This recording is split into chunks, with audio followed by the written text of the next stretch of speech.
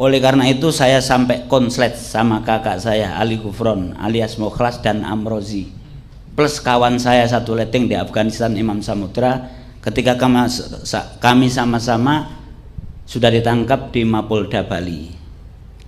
Waktu itu saya ajak, ayo kita sadar, bom Bali kita niatkan untuk jihad.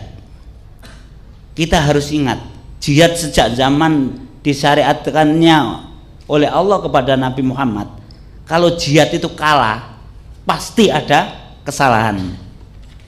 Nah, kita ini sudah ditangkap, berarti artinya bahwa kita ini kalah. Bom Bali belum 1 bulan Amrozi sudah ditangkap. 3 jam kemudian saya DPO. Jadi saya ini yang disebutkan Amrozi, kedua setelah dia yang terlibat pelaku bom Bali. Artinya bahwa sekarang mayoritas tokoh pengebom Bali ini sudah ditangkap. Ayo kita sadari bahwa ini jihad yang salah. Tapi akhirnya tetap ngotot bahwa saya yang disuruh tobat. Ya sudahlah, akhirnya kita pisah. Akhirnya saya sejak itu mengkampanyakan untuk deradikalisasi. Nah, kesulitan saya sampai sekarang ini, Mas, saya lakukan selama 17 tahun di penjara ini. Tidak ada waktu sedikit pun kecuali deradikalisasi, baik melalui media atau melalui orang besuk, selalu saya tekankan. Sampai pernah Nurdin M. Top sama Dr. Azhari ketika masih ada itu saya pesankan, kasih tahu 2 orang itu, jangan melakukan aksi lagi, ya. Kalau masih melakukan aksi, jangan disalahkan saya kerjasama polisi nangkap mereka. Sampai seperti itu. Dan murid-murid saya, binaan saya, sejak pertama sudah saya kirimi surat, saya pahamkan. Alhamdulillah dari ratusan orang sampai sekarang nggak ada yang terlibat. Nah, ini permasalahannya. Nah, yang jadi ganjalan dalam deradikalisasi itu nyelenehnya beberapa tokoh. Di antaranya masih nyeleneh bahwa terorisme di Indonesia ini adalah rekayasa atau konspirasi. Ini yang nyeleneh. Akhirnya sulit kita memahamkan ke masyarakat. Kita ajak untuk deradikalisasi bersama-sama. Karena deradikalisasi itu tidak cukup tanggung jawab saya sebagai mantan dan tobat, nggak cukup. Tidak cukup BNPT, nggak cukup. Tapi semua pihak harus. Karena namanya teroris, supaya nanti nggak bingung, saya sampaikan teroris sekarang ini ada 2 kubu. Satu yaitu Al-Qaeda dan yang berafiliasi dengannya. Yang kedua ISIS dan berafiliasi dengannya. Masing-masing ini bermusuhan. Bermusuhan 2 kubu ini kita harus bersyukur daripada bersatu. Kan gitu. Jadi supaya nanti tidak bingung, ada perbedaan. Nah, kami ini JI Darul Islam dan kawan-kawan ini afiliasinya tetap ke Al-Qaeda. Itu jadi supaya nggak bingung. Itu kami juga yang berafiliasi ke Al-Qaeda ini juga dimusuhi oleh ISIS. Jadi yang pertama dijadikan musuh oleh ISIS itu justru jihadis atau teroris yang afiliasinya ke Al-Qaeda.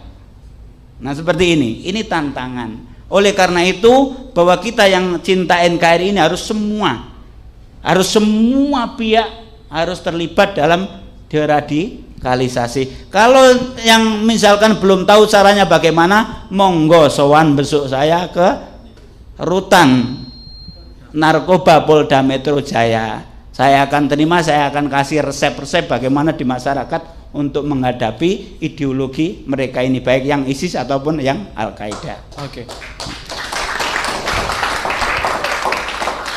Tentang intoleransi dan anti keberagaman itu, saya sebagai teroris itu justru kaget. Maksudnya kaget? Kagetnya begini, saya ikuti apa istilahnya gonjang-ganjing itu pasca kasus Ahok. Oh, oke. Di media, di macam-macam itu kok masyarakat ini yang muslim maksudnya kok lebih brutal daripada teroris saya gitu. Iya. Kan gitu. Maksudnya begini, dalam komentar, dalam hal-hal yang berhubungan dengan intoleransi dan anti keberagaman itu kok saya itu kan sudah nggak ada di Indonesia ini yang sebesar saya keterlibatannya teroris. sampai sekarang. Oke. Saya ditangkap, BB saya, barang bukti saya masih 2 ton bom, M16 masih 7 pucuk, peluru ribuan dari berbagai kaliber, TNT masih 20 kilo.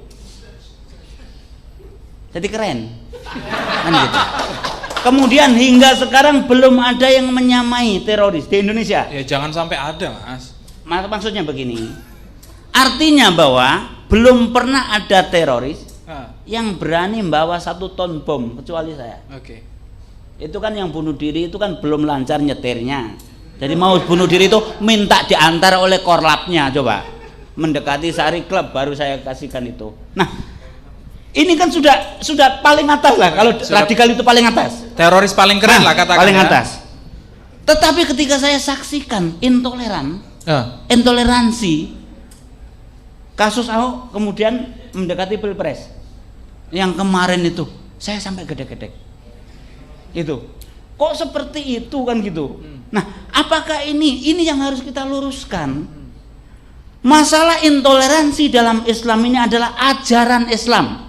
Toleransi itu ajaran Islam. Berarti kebalikannya, kalau intoleransi berarti bukan ajaran Islam. Toleransi adalah bagian daripada akhlak Islam. Kemudian yang kedua, kebinekaan atau keberagaman ini sunatullah. Hukum alam tidak bisa kita tolak dan tidak bisa kita tentang. Makanya pasti ada, ya, walaupun keberagaman ini masalah agama, ras, suku dan lain sebagainya tetap akan ada. Kalau kita menentang berarti kita menentang sunatullah. Saya kembali ke pertanyaan, ya. Apakah ada hubungannya antara intoleransi dengan ini secara langsung atau tidak langsung dengan radikalisme atau terorisme itu? Jadi begini, kan tadi kan sudah saya sampaikan bahwa kami melakukan aksi itu tidak ada hubungannya dengan intoleransi itu. Tetapi begini, kalau kalau masalah radikalisme, tentunya teroris ini yang paling tinggi. Ya. Yang intoleransi, anti keberagaman itu masih di bawahnya. Tetapi kalau selama ini apa yang terjadi, yang kami lakukan itu tidak ada hubungannya dengan intoleransi.